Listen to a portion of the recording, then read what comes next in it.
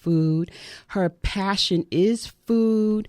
And Elisa, I would like to know, what is it that you're doing right now when it comes to food? What is your business? We know what the name is, but what do you do exactly?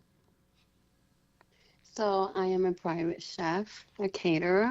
I do cooking classes, supper clubs, and I recently just hosted a cooking class at Edible Education, teaching the traditional ways to do Puerto Rican tamales. All right. And it was amazing. It was, I had a student travel 2 hours from Manassas just to learn how to make something that we grew up um, making with our families for the holidays. Wow. Now that's two And hours one way. that's 2 hours one way, yeah. Wow, Yeah. that's So four actually, it was hours. four She was hours. serious. She was. She says, our culture is dying out, and I want to learn. I didn't get to learn, and I want to teach my kids. I don't want our culture to die down.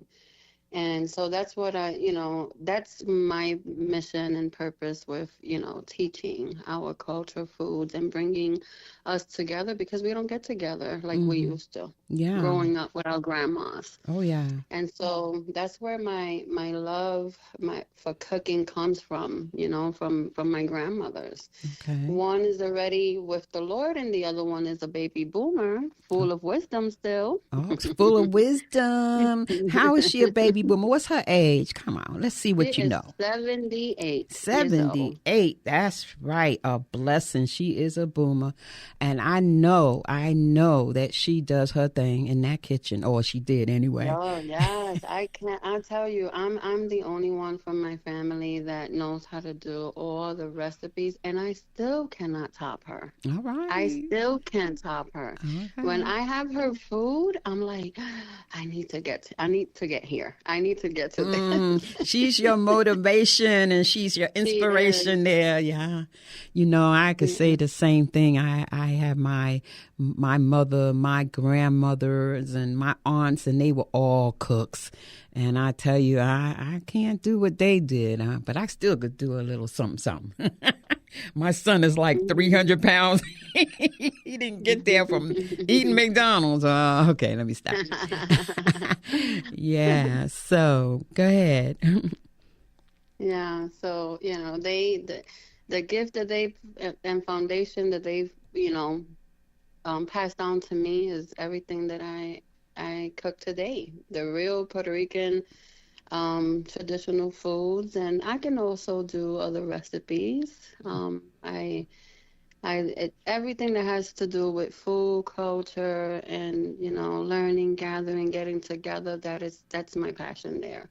And also, I would like to do my first recipe book coming, and Oh, share those recipes because that's yeah, also the legacy that I want to leave behind to my right. family and to others. And give credit to your preceptors, the people before you. Yes, That's yes. wonderful. You know what, we really need that because a lot of the cookbooks that I grew up with, and some now even, they don't incorporate recipes from different cultures. It's just, American or Mediterranean.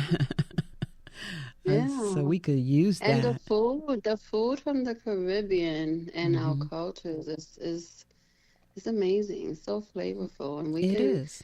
my mission is to expand that cultural education with meals, with outreaches and families, Hmm. and especially families in need, and that's something else that I want to share. Like as a cancer survivor, Hmm. I promise to give back, and that's what I do. So I Okay. have a charity called Purple Hearts, and I partner with the Doorways and volunteer there with my group of my team of Purple Hearts, and we serve dinners for them, dinners for the people there that come because they're battling with any type of health disease, and their Hmm. families come and stay there with them. It's almost like a Ronald McDonald's.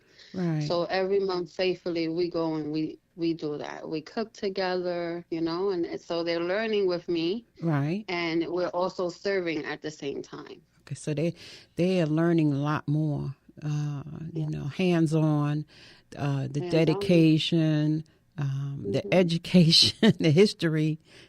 Yeah, And wonderful. and the joy and the And the joy that we joy. get from Yeah, serving, putting a smile on somebody, yeah. Wow. Hmm. This is like amazing. This is beautiful. Um, so your Yeah. the cookbook, I'm really, taken by that, because that's something that you want to do. Have you started it yet, in like maybe a way of research, or have you done anything to start that process?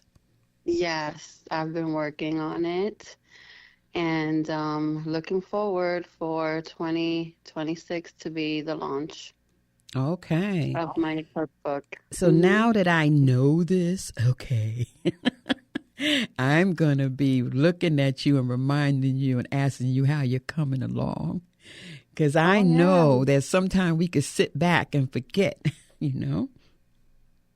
Yeah, well, yes, please help me, keep me accountable.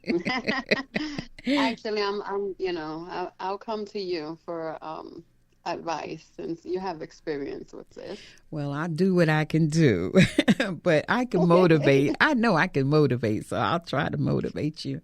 Yeah, but and this is good. This is good for our listening audience too, because I know there's a lot of people out there. They have dreams, the dreams may not be the same dream that you have, but they have dreams, and so that's the beginning of it. And then you start writing and you start talking it, putting it out there, whether it's between you and the mirror or you and your dog. You get it out there, you hear it, and then you work Yes, on it little by little, little by little. And you have a yes, whole setup, You are now working in the field, doing what you love, having people travel from 2 hours out because they want to yeah, learn and keep their culture. I mean, you have a thing right now. So, yeah, please yeah, work this. yes, Love it. I love yes.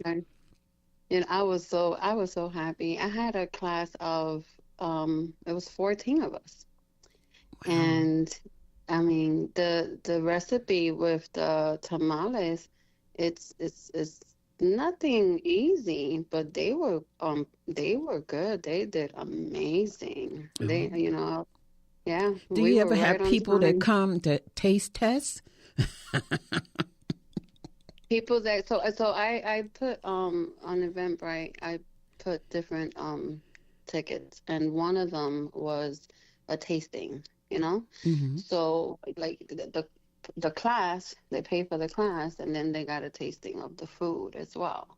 Oh. So yeah. Oh. So the classes is not you just gonna come and you're gonna learn how to cook, but no, we're gonna eat together. We're gonna fellowship together, get to know us, Oh. one another. And so that's what we did. And they got a whole lot that day. They learned how to make the pasteles. Mm-hmm. I had rice and the pasteles for them, and I also gave them a tasting of my famous flan recipe, and they Oh. were overjoyed. And that's a tradition in Puerto Rico. That's That's a what we do. tradition, huh? Oh. Hmm. Okay. Yes. So Wow. I taught them culture, through the cooking, but also how, you know, how we get together, because growing up for Christmas and Thanksgiving, we would get together as a family. We would Mm-hmm. make these pasteles, and then towards the end, we were eating together this way. Okay. So yeah, that's like the natural order of the way we did things as well too. And even if you think about like the holidays of Christmas or Thanksgiving, and the elders would get together in the kitchen and come early, get together and prep and cook, and then you Right. eat and you relax and you socialize. So it's or even Sunday dinners. Whatever happened to Sunday dinners? Oh, girl, whatever. It's funny you mentioned that. We just had that conversation after church yesterday, or rather Sunday. And it's like, I don't know. We used to get together every Sunday. Now, this baby boomer here, I'm part of the problem. Because even though I cook, I don't have nobody come to my house every Sunday and eat. But it's a lost thing. The Lord has been speaking to me, and like Sundays I do church and it's family time, but I am considering hosting some cooking classes on Sundays, just to bring that tradition back. When you come out of church, come to this cooking class and we come together. A Sunday,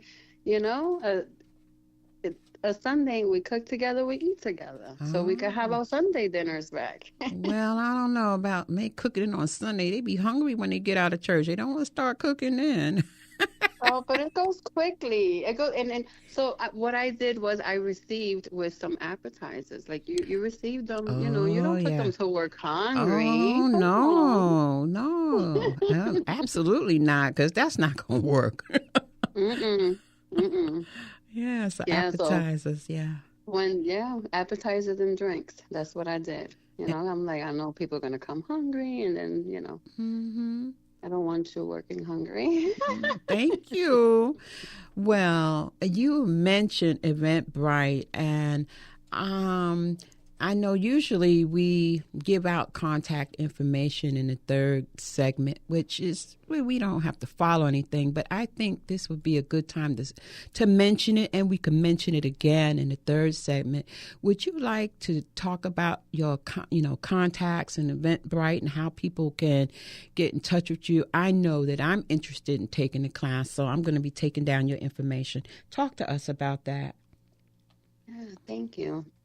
So on Instagram, it's El Corazón Cocina. You want me to spell that out, or it's okay? Oh, yeah, spell it out. Yeah, please. Okay. So that's ELCORAZON. Cocina is COCINA. I also have a Linktree bio for classes and pop-ups, all products and events. It's the same name, El Corazón Cocina, but LLC. Okay. All right. Yeah, that you could find me on Linktree. You can see everything there. It will take you to the Eventbrite as well. Okay. Wow. Okay, so you're not a baby boomer. You could tell because you're talking a whole nother social way of getting contact with boomers. We just know Facebook. Yeah. So these things, it gets complicated because there's so much social media platforms, right? So that's why I created the Linktree, and everything is on my Instagram as well. Okay. But I created the Linktree because it's a link that I can just send or just put on my Instagram, and you could go straight there, and it'll take you to everything, like the TikTok and all of that. Make it easier. Make it easier. For the baby boomers.